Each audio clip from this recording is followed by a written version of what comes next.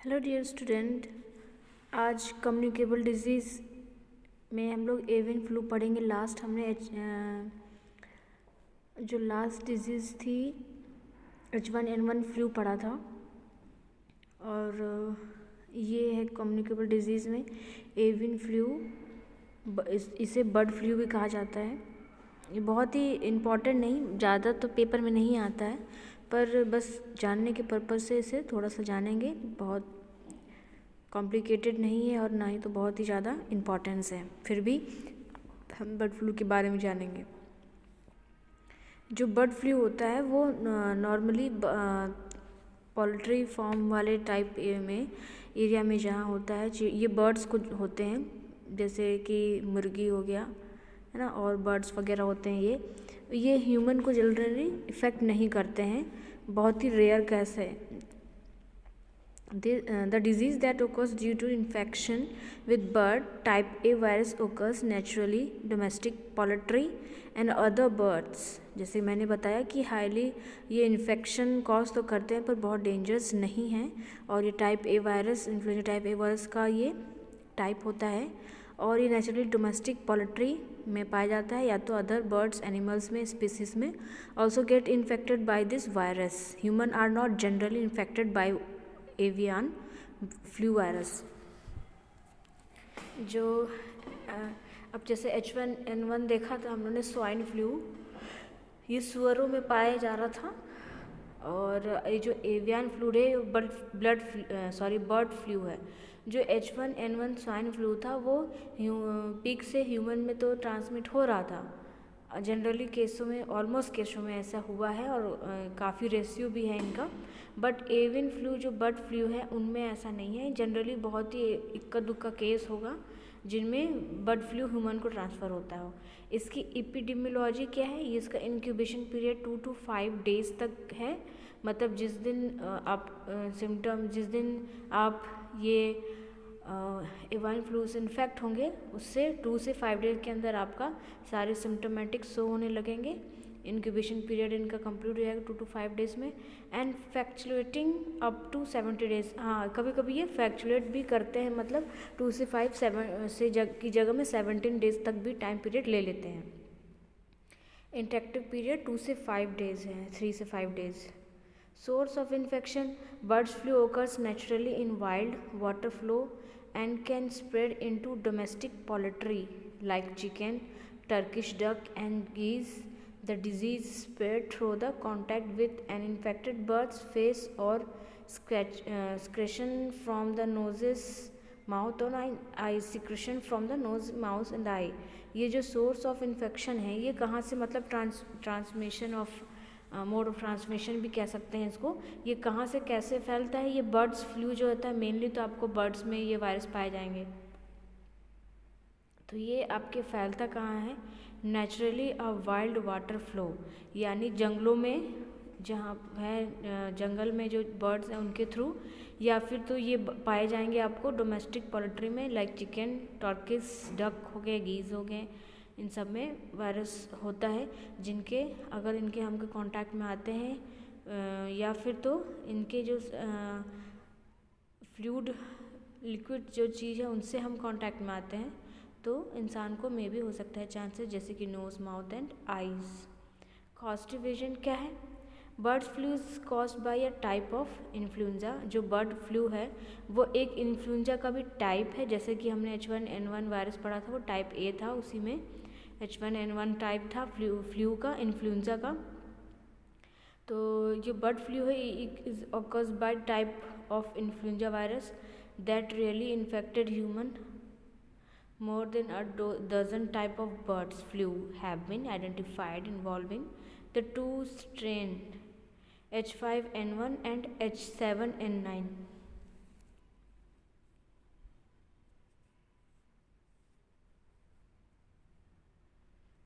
H5N1 and H7N9 जो इसकी एक स्ट्रेन है ये वही कॉस्टिव एजेंट है, H5N1, H7, N9।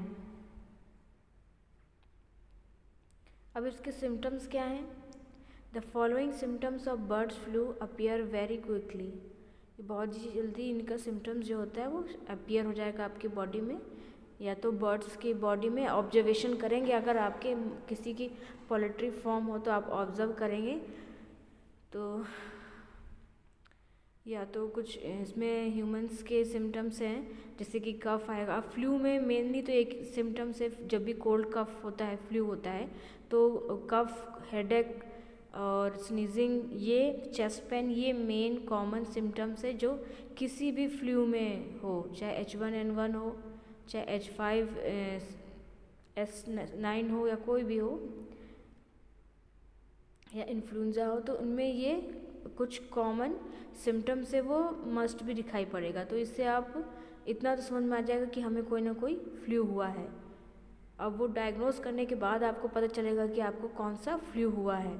तो जो ब्लड फ्लू है उसमें क्या है, कफ आएगा, हेडेक आएगा, ब्लीडिंग, नोज़ एंड गम्स, नाक से जैसे जब नाक से जब म्यूकस निकलेगा, स्टिफनेस निकलेगा तो उस गम्स में ब्लडिंग आएगी, डायरिया हो जाएगा, लूज मोशन वगैरह, सिकनेस, कमजोरी आ जाएगी। जब डायरिया आ गया तो आपको कमजोरी आने ही आने, क्योंकि आपके शरीर का एक्स्ट्रा फ्लूइड है, जो न्यूट्रिशन फ्लूइड है वो बार बार रिलीज़ होता जा रहा है।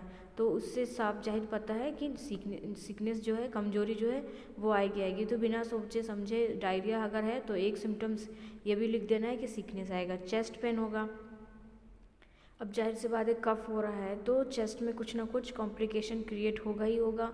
अब फ्लू है तो जाहिर सी बात है रिस्पिरेटरी ट्रैक में इन्फेक्शन होगा तो चेस्ट पेन होने की चांसेस बढ़ जाएंगी। फिर क्या है, स्टमक पेन, पेट में दर्द होगा, कंजक्टिविटीज़ यानी आँखों में कुछ इरिटेशन वगैरह, स्वेलिंग वगैरह, रेडनेस, रैसेस, ये सब शो होगा।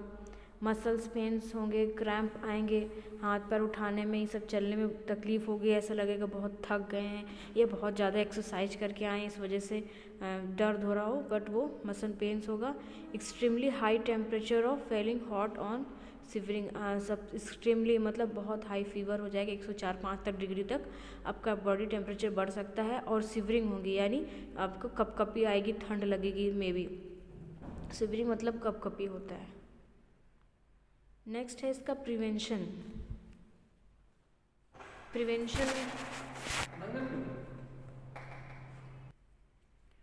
अब इसका प्रिवेंशन क्या है, मतलब रोकथाम क्या है कि हम इसको ह्यूमन लेवल तक या अपने आप खुद तक कैसे रोक सकते हैं।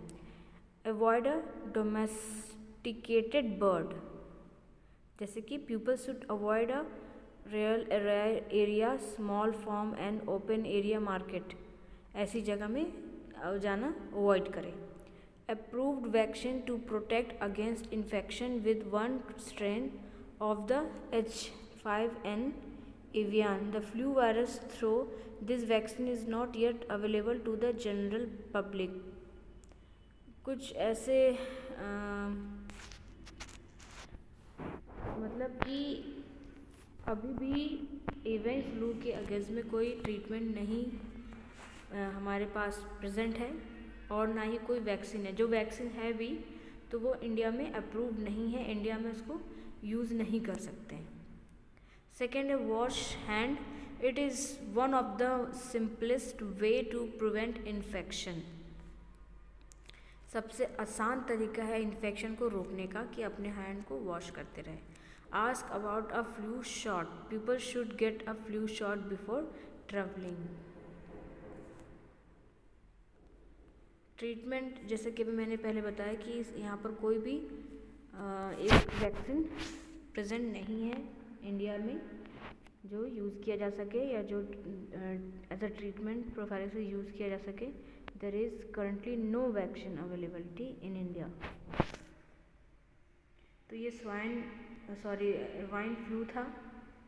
बर्ड फ्लू क्या होते हैं, अगर बर्ड फ्लू इंसानों में कभी आ जाते हैं, ट्रांसमिट हो जाते हैं तो क्या क्या सिम्टम्स शो होगा ये बताया गया है। लेकिन ये ज़्यादा इंसानों में नहीं फैलता है तो इसमें डरने की बात नहीं है। पर हाँ, अब ऐसा भी नहीं है कि इंसानों में जाता नहीं है, जनरली नहीं ही जाता है, अफेक्टेड नहीं करता है, ये देखा गया है। फिर भी अनहाइजीनिक जगह में अपने आप को जाने से रोके, अपने आप को सेफ रखें। कोई भी बीमारी हो इंसान को तकलीफ़ देती है, उसके साथ में उसके परिवार भी अफेक्ट होते हैं, पैसा धन टाइम वगैरह सब कुछ खर्च होता ही होता है। तो जितना हो सके अपने आप को सेफ रखिए और इन सब बीमारियों से बचे रहिए। आई होप सो क्लास आपको समझ में आया हो। तो हम नेक्स्ट क्लास में नेक्स्ट डिजीज़ को सीखेंगे और जानेंगे। आज के लिए इतना ही काफ़ी है। Thank you class.